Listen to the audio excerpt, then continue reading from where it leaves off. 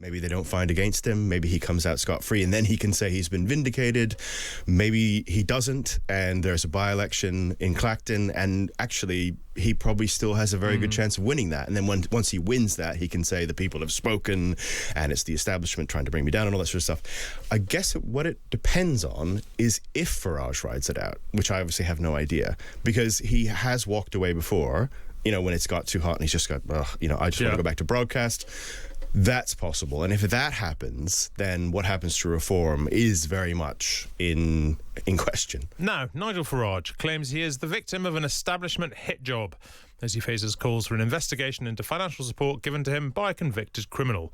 The Sunday Times Insight team found that George Cotterill provided funding for Reform UK, including staffing security and the use of a London property, before the general election. Rules require MPs to register any gifts worth more than £300 in the 12 months before their election, except where the gift could not reasonably be thought by others to relate to their political activities. Nigel Farage said, "I have done no wrongdoing, followed the rules, and I am now considering legal action against the Sunday Times." Well, let's bring in now the journalist Nick Tyrone. He's the author of a forthcoming book, Rise of Reform, and he's spent a lot of time with Reform UK. Nick, hello. Hello. So, Nigel Farage has made a career out of not playing by the rules. Can he, as he seems to think, just shrug this off?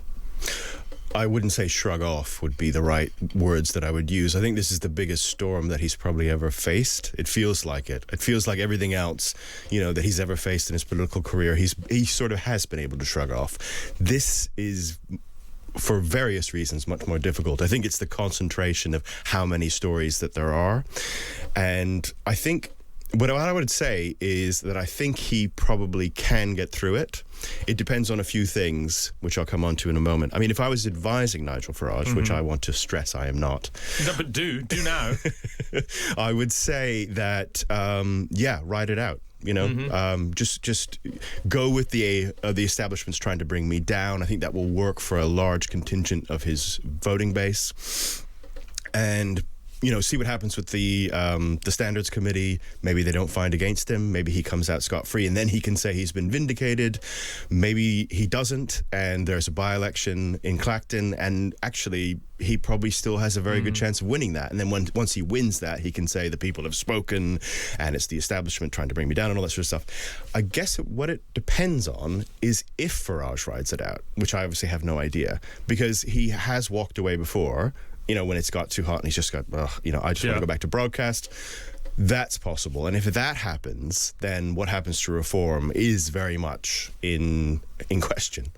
Can he almost play it to his advantage? Like, even the bits that sound bad, even getting 5 million quid, can he just play it in terms of, this is it's not just an establishment stitch up the way they're reporting this. The fact that this isn't allowed, this is because the establishment does itself its own favours in its own kind of way. I'm bringing in a whole new kind of politics with a whole new bunch of backers, a whole new sort of money, and it just doesn't fit in your establishment rules. Oh, absolutely. I don't think he's managed to get that across so far.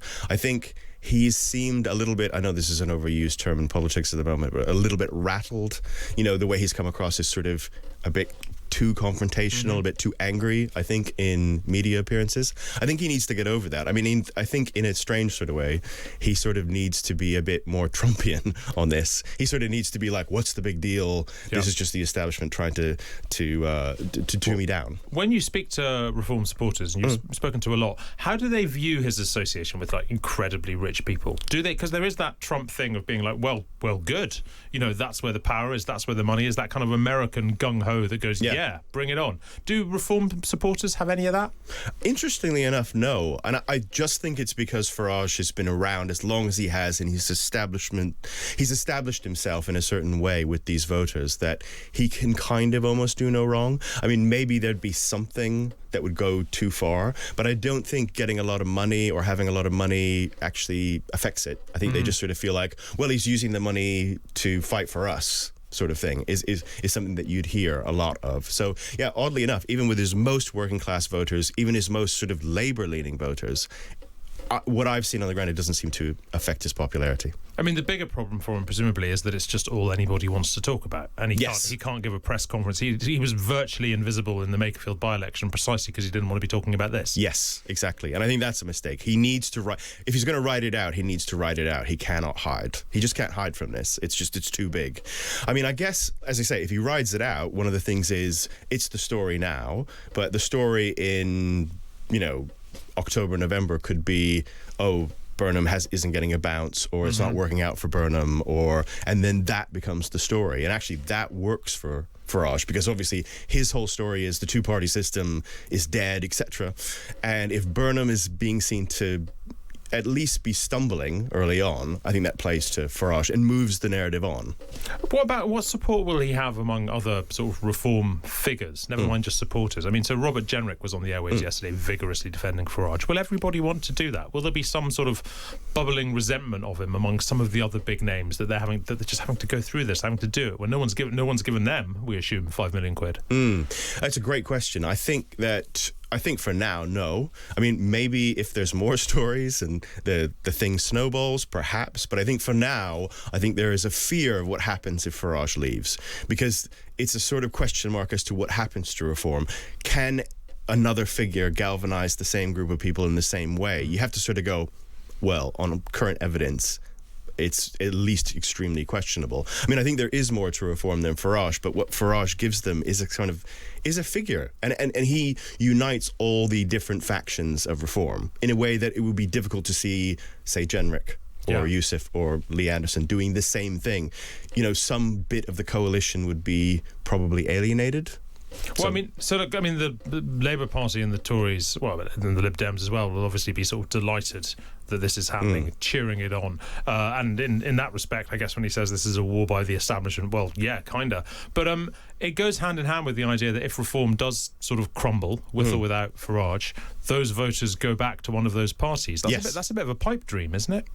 I think it is. I think actually one of the things that I think if something happened to reform and it all just fell apart, I think it would play into people like Rupert Lowe. I think we'd actually get something more right-wing, if you like, for lack of a better word, than reform. Actually something where you don't have the Farage, at least he's sort of trying to go for some of the centre-right vote. You just go with a completely populist right thing that could possibly, in the absence of reform and with Farage off the map, could get 25% of the vote, for instance. Putting you on the spot then, finally, in a deeply unfair way to do to anybody, is he still the leader of reform in a year? If I had to take a bet right now, today, I'd say yes. Yeah, I was going to say I'd take that bet. That makes it sound like I don't agree. I do agree. I'd place the same bet. You understand. Nick Tyrone, thank you very much indeed. Thank you. Nick's Rise of Reform will be out soon. When's it coming out? September 24th. There we go, September 24th. Thank you very much indeed, Nick.